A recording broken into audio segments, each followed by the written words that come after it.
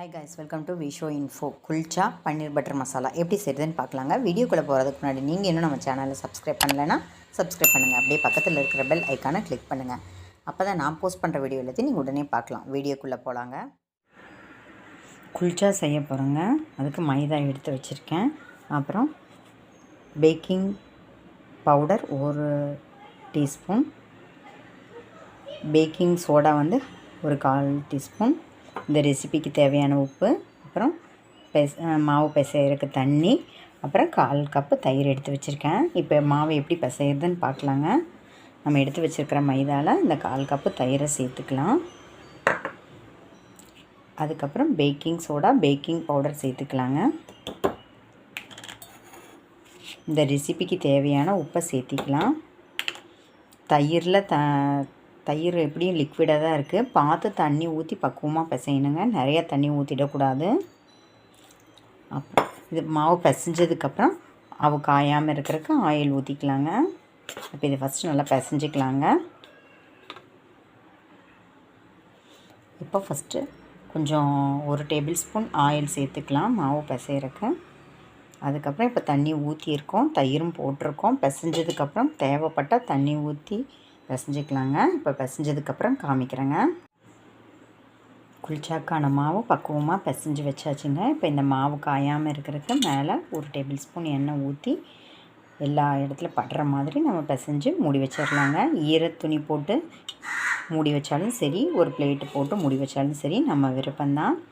1 cup மைதாவுக்கு தேவையான உப்பு சேர்த்திக்கோங்க. 1 கப் மைதான்னு நான் சொல்கிறது ஒரு 1/4 கிலோ, கிட்டத்தட்ட 250 கிராம்ஸ் இருக்குங்க. 1 table spoon baking powder, 1/4 teaspoon baking soda, அப்புறம் தயிர் 1/4 கப்பு. 1 கப்பு மைதாவுக்கு 1/4 கப்பு தயிர் தேவைப்படுதுங்க. அதுக்கப்புறம் ஆயில் வந்து ஒரு 2 டேபிள் ஸ்பூன் தேவைப்படுது. இந்த ரெசிபிக்கு தேவையான உப்பு அப்படி சேர்த்து தான் இப்போ நம்ம பிசைஞ்சு வச்சுருக்கோம். உங்கள்கிட்ட தயிர் இல்லை அப்படின்னா அடுத்த ஆப்ஷன் வந்து நீங்கள் 1 டீஸ்பூன் வந்து ஈஸ்ட்டு சேர்த்துக்கலாம். வெதுன்னு இருக்கிற தண்ணியில் ஈஸ்ட்டை போட்டு ஒரு 2 மினிட்ஸ் கழித்து பார்த்தீங்கன்னா அது அப்படியே நல்லா ஆக்டிவேட் ஆகி வந்திருக்கும். அந்த தண்ணியை ஈஸ்ட்டு தண்ணியை போட்டு பிசைஞ்சிக்கலாங்க. கூட ஒரு டீஸ்பூன் சர்க்கரையும் சேர்த்துக்கோங்க. ஒரு 1/4 டம்ளர் தண்ணியில் 1 டீஸ்பூன் ஈஸ்ட்டு, 1 டீஸ்பூன் சர்க்கரை போட்டு ஒரு 2 மினிட்ஸ் கழித்து அந்த தண்ணியை இதில் போட்டு பிசைஞ்சிக்கலாங்க. தயிர் இல்லாத டயத்தில் ஈஸ்ட்டு போடும்போது உங்களுக்கு தயிர் எல்லாம் தேவைப்படாதுங்க. பேக்கிங் சோடா, பேக்கிங் பவுடர்லாம் தேவைப்படாது. இப்போ நம்ம ஈஸ்ட்டை கட் பண்ணதுனால தயிர் சேர்த்துருக்கோம், பேக்கிங் சோடா, பேக்கிங் பவுடர் சேர்த்துருக்கோங்க. நம்ம விருப்பம் எப்படி வேணால் செஞ்சுக்கலாம். நம்ம குல்ச்சா சூப்பராகவே வரும். இது ஒரு 1/2 hour ஊறட்டுங்க. ஊறினதுக்கப்புறம் பார்க்கலாம். குல்ச்சாவுக்கு மாவு பிசைஞ்சு வச்சுருக்கோம். இது ஒரு 1/2 hour ஊறட்டுங்க. குல்ச்சா மாவில் நம்ம குல்ச்சா தேய்ச்சதுக்கப்புறம் அதுக்கு மேலே ஒரு டாப்பிங் மாதிரி போடுவோம். அதுக்கு 1 டேபிள் ஸ்பூன் பட்டர் எடுத்திருக்கேன். 1 டேபிள் ஸ்பூன் கார்லிக் கட் பண்ணி வச்சுருக்கேன், அதையும் இப்போ சேர்த்தாச்சுங்க. க்ரீன் சில்லி கட் பண்ணி வச்சுருக்கேன், அதையும் இப்போ சேர்த்தாச்சு. இப்போ ஒரு பிஞ்ச் உப்பு சேர்த்துக்கலாங்க. அதுக்கப்புறம் கொரியண்டர் லீவ்ஸ் கட் பண்ணி வச்சுருக்கேன். இப்போ இதெல்லாம் சேர்த்து மிக்ஸ் பண்ணி வச்சுக்கலாங்க. இதை வந்து நம்ம குல்ச்சா தேய்ச்சதுக்கப்புறம் ரெகுலராக சப்பாத்தி தேய்க்கிற மாதிரி நம்ம குல்ச்சா தேய்ச்சதுக்கப்புறம் இதிலேருந்து ஒரு ஸ்பூன் எடுத்து அந்த மாவு மேலே நம்ம அந்த குல்ச்சாவை சுடுறதுக்கு முதலையே அந்த மாவு மேலே நம்ம டைரெக்டாக நல்லா ஸ்ப்ரெட் பண்ணி விட்டுட்டு அதுக்கப்புறம் தான் நம்ம குல்ச்சாவை சுட்டு எடுக்கணுங்க. இப்போ இது 1 நிமிஷம் ஊறட்டுங்க. குல்ச்சாக்கு மாவு பிசைஞ்சு வச்சுருந்தோம். இப்போ அது 1/2 hour நல்லா ஊறிடுச்சுங்க. இப்போ குல்ச்சா எப்படி செய்கிறதுன்னு பார்க்கலாங்க. பாருங்கள், குல்ச்சாக்கான மாவு ரெடியாக இருக்குது. இதிலேருந்து நம்ம ஒரு போர்ஷன் இப்போ ஒரு சப்பாத்திக்கான மாவு எடுத்துக்கலாங்க. ஒரு குல்ச்சாக்கான மாவு எடுத்துகிட்டு எப்பவும் போல் செய்யலாங்க. நீங்கள் இந்த சப்பாத்தி கட்டையில் வச்சு தேய்க்கிறதுனாலும் தேய்க்கலாம், இல்லாட்டி இந்த மாதிரி கையில் கூட நல்லா இப்படி விரித்து விடலாங்க. இந்த மாதிரி விரித்து ரெடி பண்ணிக்கலாங்க. விரிச்சிட்டு இதுக்கு நாம் ஒரு டாப்பிங் மாதிரி ரெடி பண்ணோம், அதை வந்து இப்போ இதில் சேர்த்துக்கலாங்க. நம்ம ரெடி பண்ண குல்ச்சால இப்போ நம்ம ரெடி பண்ணி வச்சு டாப்பிங்கை சேர்த்துக்கலாங்க. Butter, garlic, coriander leaves, salt இதெல்லாம் போட்டு மிக்ஸ் பண்ணி வச்சுருக்கோம். இதை வந்து இப்போ இதில் வச்சுக்கலாங்க. இதிலேருந்து ஒரு ஸ்பூன் எடுத்துகிட்டு இதுக்கு மேலே இப்படி டாப்பிங்மாக நல்லா ஸ்ப்ரெட் பண்ணிக்கலாம். இந்த குல்ச்சா வந்து ஓரளவுக்கு திக்காக தாங்க இருக்கும், தின்னாவெல்லாம் இருக்காது. அப்போ தான் குல்ச்சா கரெக்டான டெக்ஸ்சரில் வரும். இந்த மாதிரி நம்ம எல்லா இடத்துல படுற மாதிரி தேய்ச்சிக்கலாங்க. இப்போ நம்ம ரெடி பண்ண குல்ச்சாவை எப்பவும் போல் ரெடியான குல்ச்சாவை நம்ம அடுப்பில் போட்டு சுட்டு எடுத்துக்கலாங்க. பேன் நல்லா ஹீட் ஆகிடுச்சிங்க. இப்போ ரெடி பண்ண குல்ச்சாவை இதில் சேர்த்துக்கலாங்க. ஒரு நிமிஷம் நல்லா வேகட்டுங்க. குல்ச்சா வெந்துட்டுருக்கும் போதே குல்ச்சா சுற்றிலும் நம்ம கொஞ்சம் தண்ணியை இப்படி தெளித்து விடலாங்க.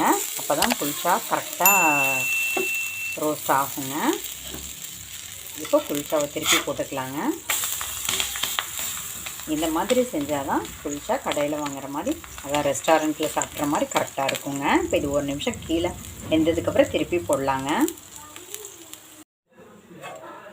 குல்ச்சா சூப்பராக ரெடி ஆகிடுச்சுங்க. மேலே வெந்துடுச்சு, கீழே மேலே 2 சைடும் வெந்துடுச்சுங்க. இப்போ இது ஒரு பிளேட்டுக்கு மாற்றிக்கலாங்க. பன்னீர் பட்டர் மசாலா செய்கிறதுக்கு தேவையான பொருட்கள்லாம் பார்க்கலாங்க. பன்னீர் எடுத்து வச்சுருக்கேன், வெங்காயம் கட் பண்ணி வச்சுருக்கேன், டொமேட்டோ, முந்திரி, இஞ்சி, பூண்டு, பட்டை, கிராம்பு, ஏலக்காய் எடுத்து வச்சுருக்கேன். 1 டேபிள் ஸ்பூன் பட்டர் எடுத்து வச்சுருக்கேன். இந்த ரெசிபிக்கு தேவையான உப்பு, சில்லி பவுடர், கரம் மசாலா எடுத்து வச்சுருக்கேங்க. இப்போ எப்படி செய்கிறதுன்னு பார்க்கலாங்க. ஒரு பேனை ஹீட் பண்ணி வச்சுருக்கேன். அதில் நம்ம எடுத்து வச்சுருக்கிற பட்டரை சேர்த்துக்கலாங்க. 1 டேபிள் ஸ்பூன் பட்டர் சேர்த்துக்கலாம். பட்டர் நல்லா மெல்ட் ஆகட்டுங்க. பட்டர் மெல்ட் ஆன உடனே நம்ம எடுத்து வச்சுருக்கிற தக்காளி, வெங்காயம், முந்திரி, இஞ்சி, பூண்டு, மசாலாலாம் சேர்த்து நல்லா வதக்கிக்கலாங்க. பட்டர் மெல்ட் ஆகிட்டுருக்கு பாருங்கள். இப்போ நான் சொன்னதெல்லாம் எடுத்து வச்சுருக்கேன். இப்போ இதில் சேர்த்துக்கலாங்க. சேர்த்து நல்லா வதக்கிக்கலாம். ஏன்னா இது வதக்கினதுக்கப்புறம் இதை அரைக்கணும். ஆற வச்சு அரைச்சிக்கலாங்க. இது நல்லா வதங்கட்டுங்க. இதெல்லாம் வதங்கிட்டு இருக்கும்போதே இந்த ரெசிபிக்கு தேவையான உப்பை சேர்த்திக்கலாங்க. உப்பு இப்போ சேர்க்கலைன்னா நம்ம பன்னீர் பட்டர் மசாலா செய்வோம் பார்த்தீங்களா, அப்போ கூட சேர்த்துக்கலாம். இப்போ அதுக்கான கிரேவி தான் நம்ம ரெடி பண்ணிகிட்ருக்கோம்.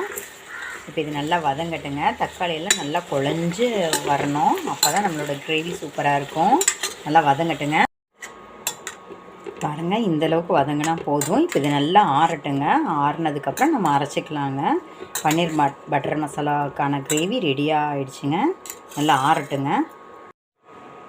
பன்னீர் பட்டர் மசாலாவுக்கு நம்ம கிரேவிக்கு வதக்கி வச்சுருந்தோம். இப்போ அதை நல்லா ஆறின உடனே அரைச்சி ரெடியாக வச்சுருக்கோங்க. இப்போ பன்னீர் பட்டர் மசாலா எப்படி செய்கிறதுன்னு பார்க்கலாங்க. ஒரு பேனை ஹீட் பண்ணி வச்சுருக்கேன். ஒரு 2 டேபிள் ஸ்பூன் பட்டர் சேர்த்துக்கலாங்க. பட்டர் சேர்த்து செஞ்சால் தான் செம்ம டேஸ்ட்டாக இருக்கும். பட்டர் நல்லா மெல்ட் ஆகட்டுங்க. நம்ம சேர்த்த பட்டர் நல்லா மெல்ட் ஆன உடனே நம்ம கிரேவி அரைச்சி வச்சுருக்கோம் பார்த்தீங்களா, அரைச்சி வச்ச கிரேவியை ஊற்றிக்கலாங்க. இது நல்லா மெல்ட் ஆகிட்டுருக்கு. இப்போ ஊற்றிக்கலாம். ஏற்கனவே நம்ம வதக்கினதுனால இப்போ அரைச்சதை நம்ம மிக்ஸ் பண்ணிக்க போகிறோம். இப்போ நல்லா சேர்த்து ஒரு நிமிஷம் வதக்கிக்கலாங்க. பட்டரோடு சேர்ந்து நல்லா வதங்கட்டுங்க. நம்ம பன்னீர் பட்டர் மசாலா கொதித்து ரெடி ஆகிட்டுருக்கு. இப்போ கரம் மசாலா சேர்த்திக்கலாம். ஒரு 1/4 ஸ்பூன் கரம் மசாலா, அப்புறம் இந்த ரெசிபிக்கு தேவையான சில்லி பவுடர்,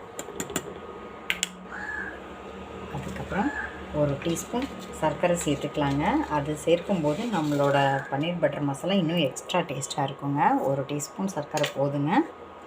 அப்புறம் நம்ம கட் பண்ணி வச்சுருக்கிற பன்னீர், இப்போ இதெல்லாம் சேர்த்து இதோட நல்லா ஒரு நிமிஷம் கொதிக்கட்டுங்க. அப்போ தான் பன்னீரில் நம்ம சேர்த்த மசாலாவோட வாசனை டேஸ்ட்டு எல்லாம் இறங்குங்க. கடைசியாக நம்ம உப்பை செக் பண்ணிக்கலாம். நம்ம இந்த மசாலா வதக்கும் போதே தக்காளி, வெங்காயம் எல்லாம் வதக்கணும் பார்த்தீங்களா, அப்போவே இந்த ரெசிபிக்கு தேவையான உப்பை சேர்த்திட்டோம். இப்போ இதெல்லாம் சேர்த்து ஒரு கொதி வந்தோடனே உப்பை செக் பண்ணிக்கலாங்க. பன்னீர் பட்டர் மசாலா சூப்பராக செம்மையாக கொதித்து ரெடி ஆகிட்டுருக்குங்க. இனி ஒரு 1 மினிட் கொதிச்சா போதுங்க.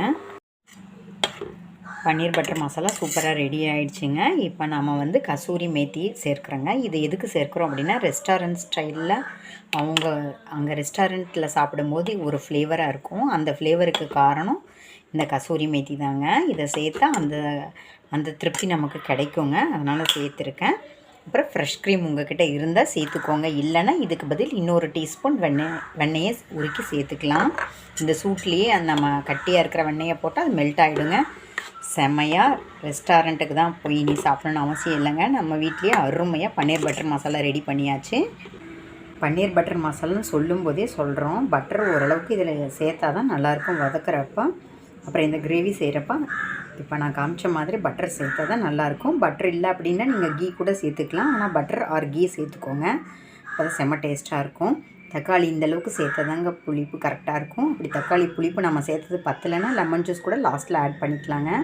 கசூரி மேத்தி இருந்தால் கண்டிப்பாக சேர்த்துக்கோங்க. அப்போ தான் நம்மளோட பன்னீர் பட்டர் மசாலா செம்ம ஃப்ளேவராக இருக்குங்க. ட்ரை பண்ணி பாருங்கள். இது சப்பாத்தி, பூரி, நான், குல்ச்சா, ரொமாலி ரோட்டி எல்லாத்துக்குமே நல்லாயிருக்கும். ரெகுலராக நம்ம சாப்பிட்ற உளுந்து தோசைக்கு கூட சூப்பராக இருக்குங்க. நம்ம இந்த மாதிரி டிஃபனுக்கு செய்வோம், மிச்சமானால் அதை என்ன பண்ணுறதுன்னு யோசிப்போம். இட்லி தோசைக்கு கூட தொட்டு சாப்பிட்லாங்க, சூப்பராக இருக்கும். ட்ரை பண்ணி பாருங்கள். நம்ம ரெடி பண்ண பன்னீர் பட்டர் மசாலா குல்ச்சா செம காம்பினேஷனுங்க. ட்ரை பண்ணி பாருங்கள். நான் கூட சாப்பிட்டா நல்லாயிருக்கும். ரொமாலி ரோட்டி அப்புறம் இந்த குல்ச்சா எது கூட சாப்பிட்டாலும் இந்த பன்னீர் பட்டர் மசாலா ரெண்டுமே ஆப்டாக இருக்குங்க. ட்ரை பண்ணி பாருங்கள். என்னங்க இந்த ரெசிபி உங்களுக்கு பிடிச்சிருந்தா லைக் பண்ணுங்கள், ஷேர் பண்ணுங்கள், கமெண்ட் பண்ணுங்கள். ஞாபகமாக சப்ஸ்கிரைப் பண்ணுங்கள். ஓகே, பாய்.